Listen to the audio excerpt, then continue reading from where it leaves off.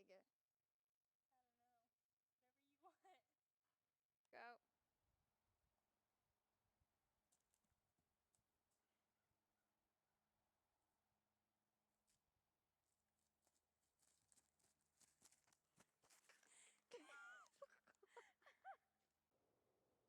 You say, just shake your head like you're saying no.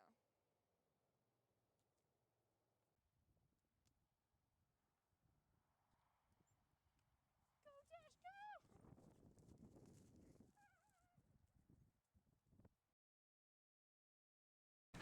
My belly gonna be hot soon.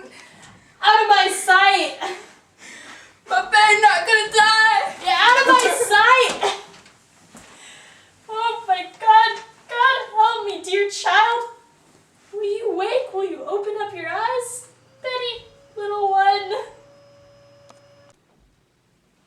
Uncle, Susanna Walcott's here from Dr. Griggs. Oh, let her come. Let her come. Susanna, come in. What does the doctor say, child? He bid me to come tell you, Reverend Sir, that he cannot discover no medicine for it in his books. Then he must search on. Aye, sir, he hasn't been searching in his books since he left you, sir, but he bid me to tell you that you might look to unnatural things for the cause of it. No, there be no unnatural cause here. Tell him I've sent for Mr. Reverend Hale of Beverly, and Mr. Hale will surely confirm and put out all thought of natural causes. There be none. Aye, sir, he bid me to tell you. Speak nothing of it in the village, Susanna. Go directly home and speak nothing of unnatural causes. Aye, sir, I pray for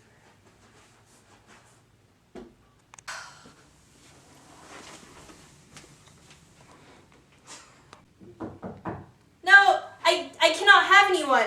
Why, it is a marvel. It is surely a stroke of hell upon you. No, Goody Putnam, it is... How high did she fly? How high? No, she never flew. Oh, why, it is sure she did. Mr. Collins saw her going over the barn and come down light as birds, she says. Now look you, Goody Putnam, she never... Oh, good morning, Mr. Putnam. It is a providence the thing is out now. A providence. What's out, sir? What's... Why, her eyes closed. Look, you Anne. Why, that's strange. Ours is open. Your Ruth is sick? I'd call not it sick. The devil's touch is heavier than sick. It's death, you know. It's death driven into them, forked and nerved. Oh, pray not. Why, how does Ruth ail? She ails as she must. She must walked this morning, but her eyes opened and she walks. And eats not, she's not. And cannot eat, her soul is taken surely. They say you've sent for Reverend Hale of Beverly? At precaution only. He has much experience in all demonic arts, and He has indeed. And found a witch in Beverly last year. And he let you remember that?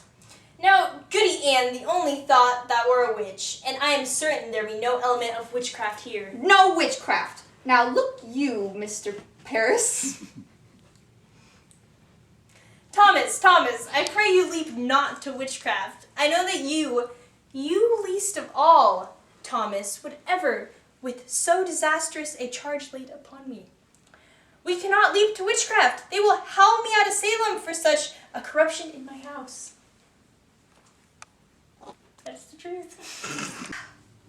Mr. Paris, I've taken your part in all contention here, and I would continue, but I cannot if you hold back in this. There are hurtful, vengeful spirits laying hands on these children. But Thomas, you cannot... Anne, tell Mr. Paris what you've done. Reverend Paris, I have laid 7 unbaptized babies in this earth. Believe me, sir, you never saw more hearted babies born. Yet, each would weather in my arms very nights of their birth. I have spoken nothing, but my heart has clamored intimidations. And now, this year, my Ruth, my only, I see her turning strange. A secret child she has become this year, and shrivels like a sucking mouth were pulling on her life too. And so I thought to send her to Tituba. To Tituba? What made Tituba? Tituba knows how to speak to the dead, Mr. Paris. Goody Ann, it is a formidable sin to conjure up the dead. I take it on my soul, but who else may surely tell us upon what person what person murdered my babies? Woman! They were murdered, Mr. Paris! And mark this proof, mark it! Last night my Ruth were ever so close to this little spirit, I know it, sir. For how else is she struck dumb now except some powers of darkness would stop her mouth? It is a marvelous sign, Mr. Paris. Don't you understand it, sir? There is a murdering witch among us, bound to keep herself in the dark. Let your enemies make of it what they will. You cannot blink it more. Then you were conjuring spirits last night. And not I, sir. Tituba and Ruth. Oh, Abigail, what proper payment for my charity! Now I'm undone! You are not undone. Let you take hold here. Wait for no one to charge you. Declare it yourself. You have discovered witchcraft. In my house? In my house, Thomas, they will topple me with this. They will make of it a... Your pardon? I only came to tell Betty this. Why aren't you home? Who's with Ruth? Her grandma come. She's improved a little. I think she'd give a powerful sneeze before. Ah, there's a sign of life. I'd feel no more, Goody Putnam. It was a grand sneeze. Another like it will shake her wits together, I'm sure. Will you leave me now, Thomas? I would pray a while. Uncle, you've prayed since midnight. Why do you not go down and... No. I have no answer for that crowd. I'll wait till Mr. Hale arrives. If you will, Goody Ann. Now look you, sir. Let you strike out against the devil, and the village will bless you for it. Come down, speak into them, pray with them. They're thirsting for your word, mister. Surely you'll pray with them. I'll lead them in a psalm, but let you say nothing of witchcraft yet. I will not discuss it. The cause is yet unknown. I have had enough contention since I came. I want no more. Mercy, you go home to Ruth, do you hear? I must do. The village is out. I've come from the farm and the whole country's talking witchcraft. They'll be calling us witches, Abby. She means to tell you I know it.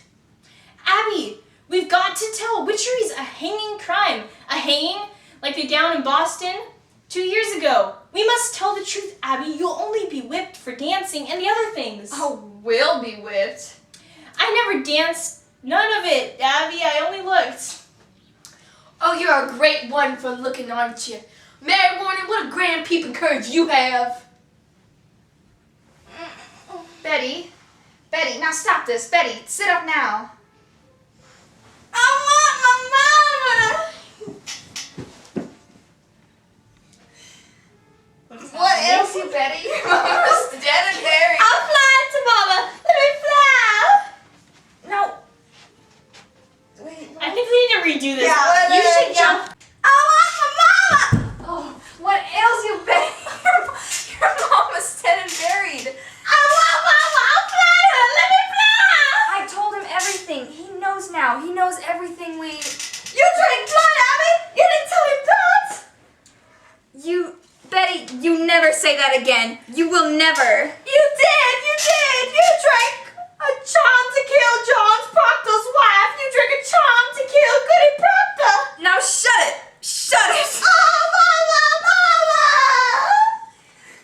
Now look you, all of you, we danced, and Tituba conjured Ruth Putnam's dead sisters, and that is all. And mark this, let either of you breathe a word or the edge of a word about some other things, and I will come to you in the black of night, some terrible night, and I will bring a pointy reckoning that will shudder you, and you know I can do it. I saw Indians smash my dear parents' heads on the pillow next to mine, and I have seen some reddish work done at night, and I can make you wish you had never seen the sun go down. Now you, sit up and stop this. What's got her? Abby, she's gonna die. It's a sin to conjure and we... I say shut it, Mary Warren. Oh, I'm just going home, Mr. Proctor. Be you foolish, Mary Warren? Didn't I forbid you to leave the house? I will not pay for you. I have to look more after you than my cow. I only come to see the great doings in the world. I'll give you a great doing on your arse. One of these days. Now get you home. My wife is waiting for you to work. I almost forgot how strong you are, John Proctor. What's this mischief here? Oh, she's only gone silly somehow. The road past my house is a pilgrimage to Salem all morning. This town's mumbling witchcraft. Oh, Posh, we were just dancing in the wood last night, and my uncle looked in on us. She took fright is all. You're a wicked one, aren't you? Give me a word, John. A soft word. No, Abby. That's done with. You come 5 miles to see a silly girl fly. I know you better. I came to see the mischief that Uncle's been brewing. John, I am a woman waiting for you every night. Abby, I never give you hope. I have something better than hope, I think. You know me better. You're surely sporting with me. Abby, you know me better. I know how you clutched my back behind your house and sweated like a stallion whenever I come near. Or did I dream that? She put me out. You can't pretend it was you. I saw your face when she put me out, and you loved me then, and you do now. I mean, that's a wild thing to say.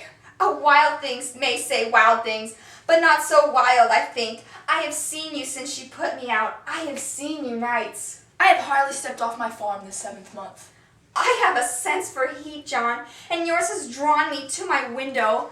I have seen you looking up, burning in your loneliness. Do you tell me you've never looked up at my window? I may have looked up. And you must. You are no wintry man. I know, John. I know you. I cannot sleep for dreaming. I cannot dream, but I wake and walk about the house as though I'd find you coming through some door. Child. How do you call me child? Abby, I may think of you softly from time to time, but I will cut my hand before I ever reach for you again. Wipe it out of mind. We never touched Abby. But we did. Aye, but we did not. I marvel how such a strong man may let such a sickly wife be. You'll speak nothing of Elizabeth. She is blackening my name in the village. She is telling lies about me. She is a cold, sniveling woman, and you beg to her, let you turn you like a... Do you look for a whipping? I look for John Proctor that took me from my sleep and put knowledge in my heart. I never knew what pretense Salem was. I never knew the lying lesson I was taught by all these Christian women and their confident men. And now you bid me tear the light out of my eyes? I will not. I cannot. You love me, John Proctor, and whatever sin it is, you love me yet. John, pity me, please. Pity me. Why, that's a drastic charge. It's somewhat true. There are many that quail to bring their children.